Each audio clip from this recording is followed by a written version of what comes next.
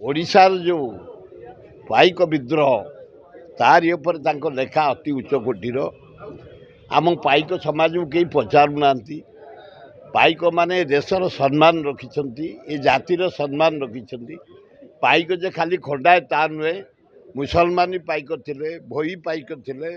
आदिवासी पाइक थे तेली गुड़िया ब्राह्मण भी पाइक थे समस्त एक ही ओडिशार मर्यादा रखी दल बेहरा नेतृत्व में तार विषय आज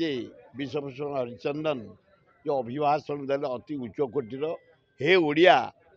निज आत्मसम्मान रख निज मातृभाषा को बंचा निज ओडिशार केमती सर्वांगीन उन्नति हम दल मत निर्विशेष काम कर ये जो उपदेश खूब बढ़िया लगिला पाइक पुओंकर माने ऑटोमेटिक शक्ति हुए भगवान गिफ्ट ईश्वर का आशीर्वाद ब्राह्मण कर शक्ति अच्छी किंतु पाइक जमी 1 2 3 भर फिट हे ब्राह्मण टे डेरी हम